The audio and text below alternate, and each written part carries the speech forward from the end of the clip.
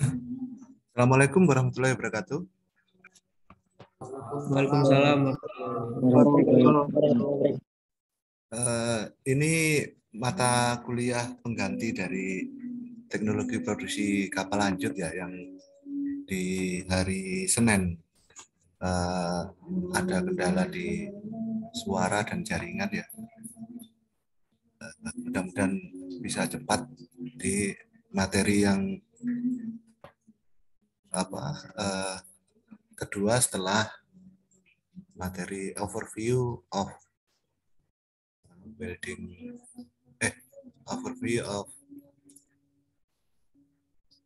ship production technology ya.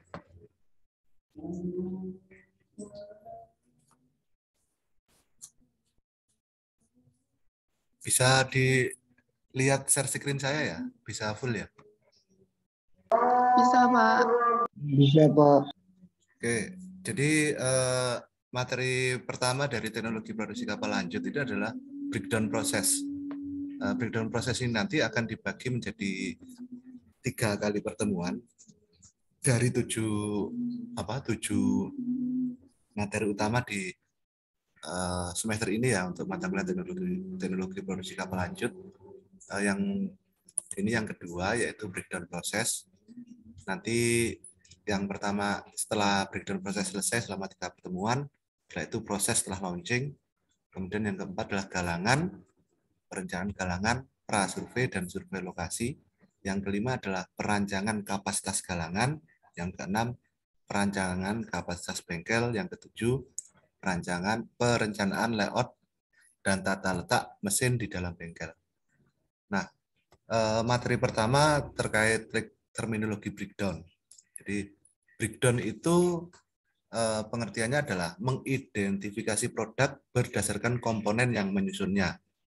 Kemarin kita beri contoh adalah kursi. Kursi itu ada kakinya 3, kemudian penguat kaki itu ada yang 3, ada yang 4, ada yang 5, kemudian papan duduknya, setelah itu rangka papan duduk, setelah itu sandarannya, rangka sandaran, kemudian papan sandarannya. Setelah itu kalau kursi tersebut memiliki sandaran untuk tangan, maka ditambahkan rangka untuk sandaran tangan.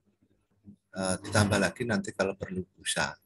Nah, itu bisa diidentifikasi ada berapa komponen dari kursi yang menyusunnya. Ada berapa jenis komponen, kemudian jenis komponen apa saja, tipe komponen dari kesamaan produknya itu apa saja. Yang kedua, work breakdown. Work breakdown itu memecah produk kapal berdasarkan terminologi pekerjaan, unsur atau komponen penyusun. Jadi work breakdown. Kapal itu tersusun dari beberapa sistem, beberapa material, beberapa komponen. Kemudian dipecah berdasarkan terminologi pekerjaan terhadap komponen penyusunnya. Jadi yang nantinya muncul adalah hal outfitting, hal construction, machinery outfitting, electrical outfitting, electronic outfitting. Itu belum termasuk navigasi, navcom ya, navigasi and communication. Itu memecah produk kapal berdasarkan terminologi pekerjaannya. Jadi terminologi terhadap penyusunnya. Jadi permesinan keseluruhannya itu kan ada komponen mesin. Tapi ketika kita bicara tentang mesin, maka bagaimana cara mengerjakan permesinannya sampai ke instalasi dan runningnya itu namanya machinery outfitting. Nah, itu contoh ya. Untuk lambung kapal, hal construction.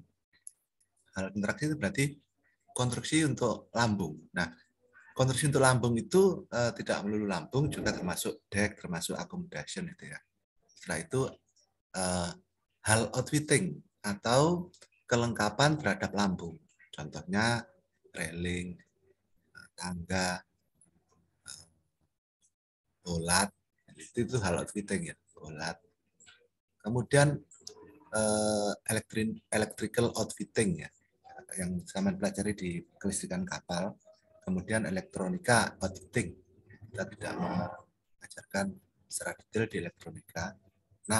Navigation outfitting dan communication outfitting juga tidak diajarkan secara detail. Nah, itu work breakdown. Kemudian product oriented work breakdown structure atau PWBS, struktur pemecahan pekerjaan berorientasi produk. Nah, itu adalah identifikasi struktur produk berdasarkan pekerjaan terhadap komponen penyusun. Jadi dalam pekerjaan machinery outfitting itu ada banyak pekerjaan-pekerjaan yang lain. Contohnya, mesin itu pasti ada sistem yang terlibat di dalamnya. Maka struktur produknya, permesinan itu juga harus diidentifikasi sampai ke piping sistemnya. Kemudian piping system, kemudian sistem bahan bakarnya, lubricating oil sistemnya, itu PWBS atau PWBS, Product Oriented Work Breakdown Structure. Jadi struktur pemecahan pekerjaan berorientasi terhadap produk yang akan menjadi output dari pekerjaan tersebut. Nah, PWBS ini bermuasal berdasarkan logika grup teknologi. Grup teknologi itu adalah metode untuk aplikasi mass production teknik atau teknik memproduksi secara massal, yaitu berdasarkan produk yang bervariasi dan kuantitas yang bervariasi. Kemarin waktu di hari Senin kan saya sampaikan terkait perbedaan produk mobil otomotif dari tipikal dari Amerika dan Eropa dibandingkan dengan model Jepang. Model Jepang itu grup teknologi karena orientasinya adalah mass production teknik. Tetapi model mobil yang di Amerika dan di Eropa tidak, karena lebih banyak handmade-nya. Jadi contoh namanya Ford, mereknya Ford. Ford itu jauh lebih kuat, lebih tangguh, lebih boros, kemudian lebih panjang usianya, karena dia pekerjaannya itu tidak mass production. Jadi satu mobil itu digerakkan oleh satu tim saja, mulai dari awal sampai akhir. Nah, kelebihannya bagaimana? Kelebihannya pasti kualitasnya ya. Kualitasnya jauh lebih kuat. Akan tetapi kualitas yang bagaimana yang diinginkan oleh konsumen. Maka konsumen di mobil-mobil di produk Amerika dan di Eropa itu pasti spesifik yang membutuhkan mobil-mobil yang kuat. Akan tetapi secara harga jauh lebih mahal. Dan kemudian setelah beberapa tahun itu biasanya turun harganya jauh sekali karena biasanya komponen onderdil itu dan jaringannya perbaikan maintenance itu tidak sekuat, tidak banyak di pasaran. Contoh di Indonesia itu tidak banyak maintenance untuk Ford, terus kemudian onderdil untuk Ford juga susah, biasanya impor. Akan tetapi kalau mass production teknik yang diterapkan di Jepang itu mobil contoh merek ya Toyota gitu atau Suzuki gitu, itu mengeluarkan produk yang namanya Avanza tipe apapun, mulai dari yang S, kemudian L itu yang ekonomik, standar, kemudian luxury ya. Maka itu mass production. Dia mengikuti aliran dari produk. Jadi tidak ada tim yang bertanggung jawab terhadap satu produk tertentu. Akan tetapi dia mengikuti line proses atau proses line namanya. Proses line atau aliran jalur proses. Nah, ini yang membedakan antara dua produk tersebut ya, dua produk tipe mobil. Nah, aplikasi grup teknologi yang berdasarkan mass production teknik ini juga bisa diterapkan di galangan kapal untuk memproduksi kapal. Dan ini sudah diterapkan di Jepang mulai tahun 70-an. Berbeda dengan teknik yang dipakai di Amerika dan di Eropa. Nah, PWBS ini pada aplikasi pada ship construction atau ship production, PWBS ini mengklasifikasikan pada komponen yang harus dipesan. Kedua, komponen-komponen yang harus difabrikasi di kalangan tersebut atau di di bengkel lain di bawah kendali dari galangan kapal tersebut. Kemudian yang ketiga, klasifikasi terhadap perencanaan komponen-komponen yang harus disassembly dahulu. Yang keempat adalah tingkat capaian terhadap koordinasi workflow. Jadi koordinasi workflow itu harus diukur berdasarkan parameter yang diterapkan di galangan kapal masing-masing. Nah, di Jepang itu sudah diaplikasikan sejak tahun 70. Maka produktivitas kapal di Jepang secara kualitas juga baik, tapi secara produktivitas atau kuantitas per tahunnya itu jauh tinggi sekali dibandingkan dengan negara-negara lain.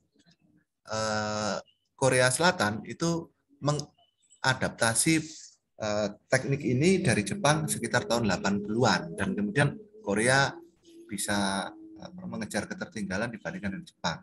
Amerika baru mempelajari teknik terkait grup teknologi ini melalui National Shipbuilding Research Program di tahun 80 sampai 90-an melalui timnya National Ship Research Program di bawah kendali Kementerian Perindustriannya Amerika itu di Jepang tahun 80 sampai 90, kemudian diterapkan di TOD Shipyard, TODD Shipyard yang sudah kolap sekarang ganti menjadi Victor Shipyard kalau salah. Nah, kemudian ini contoh di galangan kapal di PT PAL ya. Yang kemarin di mata kuliah Marine Survey and Technology, cara untuk menyamakan hasil dari kualitas di tiap tahapan. Contohnya di fabrikasi ini. Di fabrikasi itu untuk menjamin kualitas dan kesamaan produk dan juga target capaian, maka diharuskan ada yang namanya marking check, cutting check, dan kemudian bending check. Karena pekerjaan di fabrikasi itu pasti ada marking, cutting, dan bending. Baik itu materialnya itu plat maupun profile. Maka di situ itu tahap pertama pemeriksaan untuk menjaga kualitas dan kuantitas produk berdasarkan koordinasi dari workflow. Yang kedua di sub assembly itu juga ada yang namanya structural check. Structural check itu berbeda dengan dimension check ya. Structural check itu lebih ke apakah di komponen itu ada yang rusak karena cuttingnya, pemotongannya, atau dari pengelasannya. Structural check pengecekan terhadap struktur dari komponen material hasil dari produk fabrikasi dan juga hasil dari produknya sub assembly, namanya structural check. Kemudian ada welding check, karena di sub assembly sudah dimulai pengelasan. Nah, structural check itu juga termasuk identifikasi terhadap komponen-komponen internal member dari kapal ya, polarnya, polar plate, kemudian bracketnya itu sudah diidentifikasi di sub assembly melalui structural check. Kemudian yang ketiga ada dimension check. Dimensinya juga diukur. Apakah sudah memenuhi standar toleransi dari komponen dari sub assembly. Kemudian di assembly, karena orientasi di galangan kapal PT PAL sudah block outfitting, yang dimaksud dengan block outfitting sudah di dalamnya sudah termasuk outfittingnya, jadi sudah diinstal. Walaupun tingkat instalasinya tidak sebagus di Jepang yang sudah sampai ke mesin sudah dimasukkan di dalam block assembly. Tapi di galangan kapal PT PAL itu valve, kemudian tangga itu sudah mulai diinstal di sana. Tangga-tangga di double bottom, kemudian penetrasi pipa itu sudah mulai diinstal di sana. Seperti tangga dan lain-lain tidak. Railing dan lain-lain tidak diinstal. Karena koordinasi workflow antara hal construction dan hal outfitting itu lebih baik, akan tetapi dengan machinery outfitting itu biasanya ketika blok assembly-nya sudah mulai dikerjakan dan sudah jadi, permesinan itu belum sampai karena hampir keseluruhannya impor. Maka biasanya diabaikan atau ditinggalkan dahulu machinery outfitting-nya.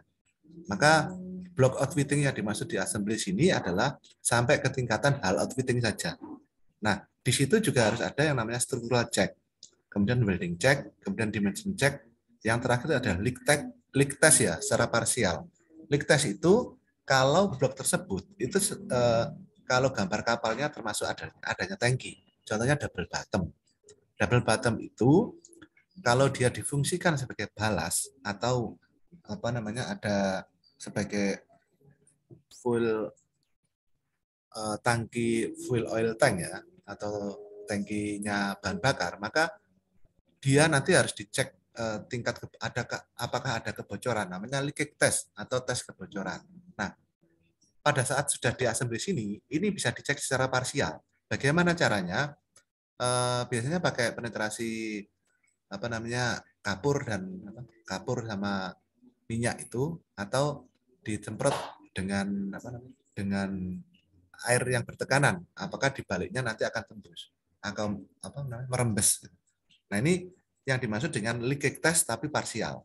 Kemudian di bengkel blasting and painting ini apa namanya pemeriksaannya bermacam-macam ya. Preparation before, sebenarnya bukan preparation before painting ya, tapi preparation before blasting. Jadi pada saat sebelum blasting itu dipastikan sudah lepas apa namanya kayak seperti ini ya. Di lambung kan ada penguat-penguat untuk kurang bekerja atau staging. Dan staging kalau di lambungnya seperti ini harus dilas ya untuk tataannya ya, penguatnya itu. Nah, apakah sudah dilepas, kemudian sudah dipotong atau sudah digerinda. Nah, ini kemudian ada pemeriksaan preparation before blasting. Cek. Nah, kemudian setelah itu di blasting. Nah, setelah di blasting ada pemeriksaan preparation before painting. Nah, yaitu mengukur kekasaran permukaan apakah sudah memenuhi standar painting. Standar painting itu kan roughness-nya juga harus masuk ya.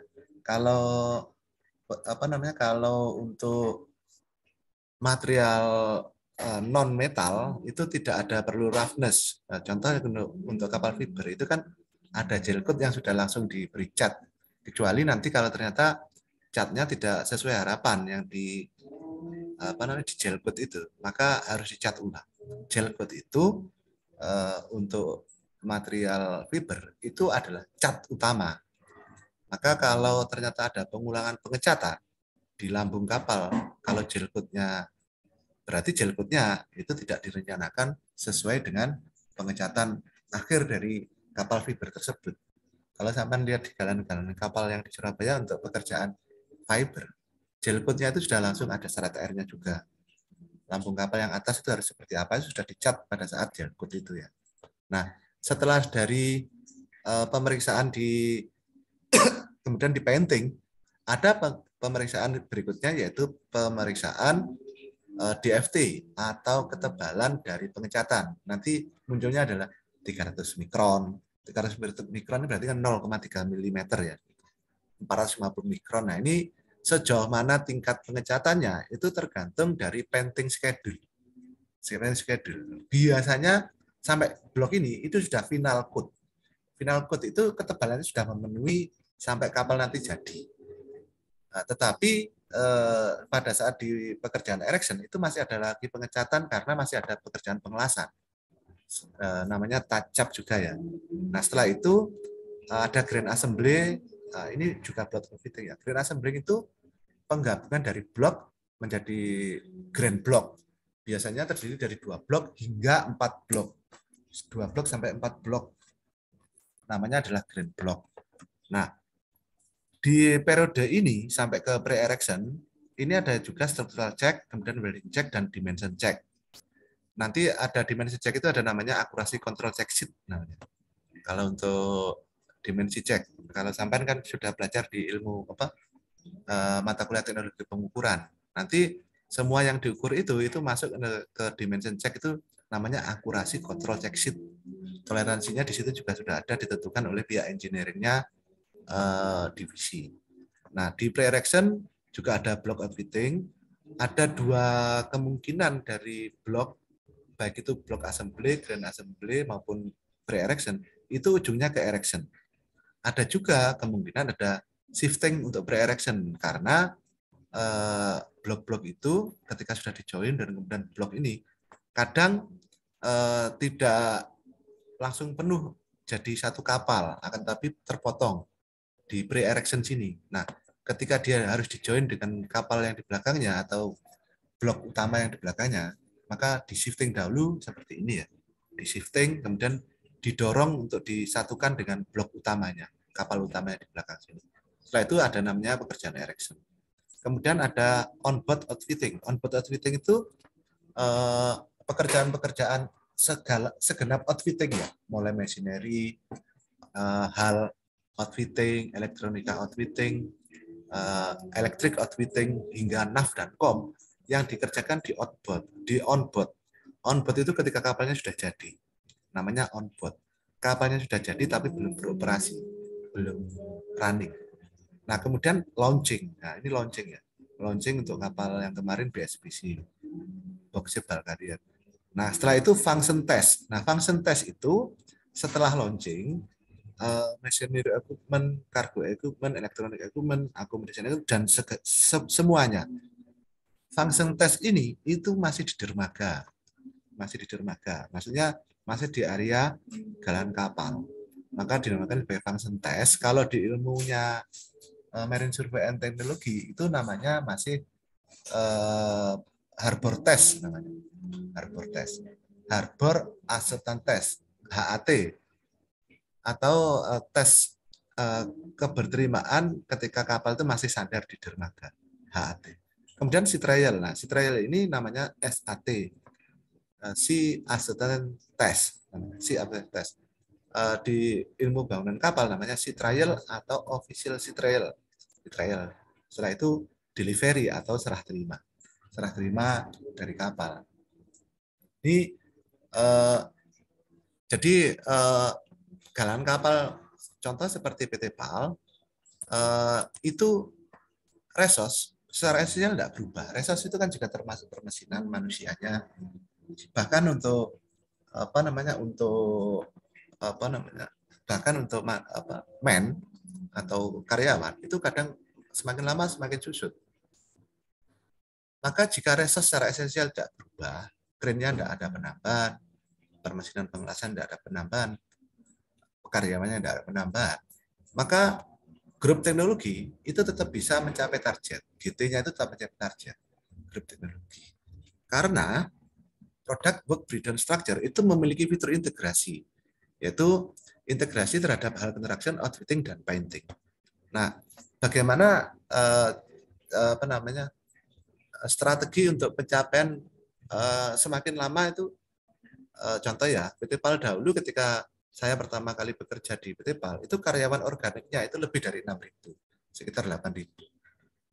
Nah, karyawan non-organiknya atau karyawan subkontraktor maupun pekerja hariannya itu sekitar 4.000 hingga 6.000. Total karyawan yang ada di situ sekitar 12.000. Pada tahun-tahun 90 sampai tahun 2000-an, 90 sampai tahun 2000. 1990 sampai tahun 2000. Akan tapi sekarang susut.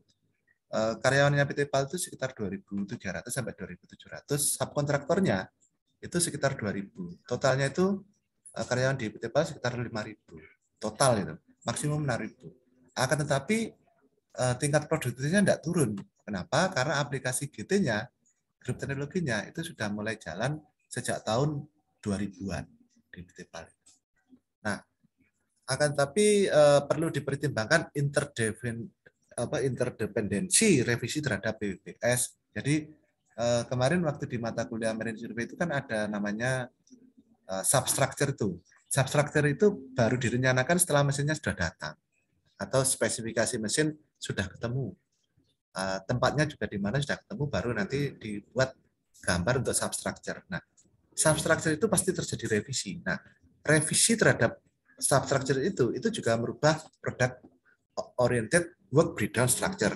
Nah, kemudian memastikan statistical control of accuracy untuk tujuan produktivitas. Jadi akurasi kontrolnya, teknologi pengukuran terhadap keakuratan ketelitian dimensi itu juga harus semakin lama juga harus semakin tinggi, atau standarnya harus merata mulai dari fabrikasi. Dan kemudian penggunaan line heating.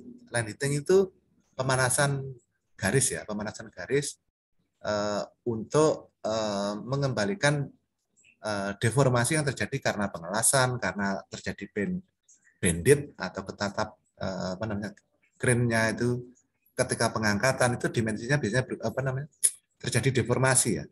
Maka aplikasi line heating juga harus diterapkan. Nah, ini yang kemudian tidak semua galangan memiliki dua lini ini, galangan-galangan itu. Maka ketika mereka juga mau mengaplikasikan grup teknologi itu juga menjadi rumit karena tim akurasi kontrolnya nggak ada, kemudian tim deformasi yang line heating ini tidak memiliki pemahaman yang baik karena orang-orang di di line heating ini atau spot heating ya, pemanasan itu harus memahami juga metalurgi dari plat, metalurgi dari plat. Nah, ini contoh dua kapal 22.000 ton deadweight multipurpose cargo carrier yang kiri, kemudian yang kanan adalah 5.200 displacement ton helikopter destroyer Shirane. Nah, ini apa namanya, dua ini sudah diaplikasikan di tahun-tahun 70-an itu oleh galangan kapal Mitsui ya, Jepang itu sudah apa namanya, sudah memakai teknologi PWBS. Jadi Indonesia itu baru PT PAL itu baru mengaplikasikan pendekatan PWBS ini itu sekitar tahun-tahun 2010. Ketinggalan berapa tahun. Tapi apakah Jepang sekarang sudah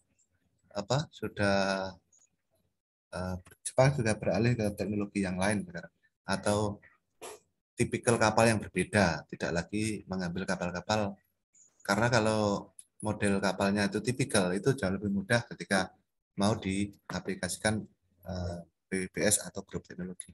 Ini waktunya 31 menit, setelah ini akan saya kirimkan ulang link yang baru. Terima kasih. Assalamualaikum warahmatullahi wabarakatuh.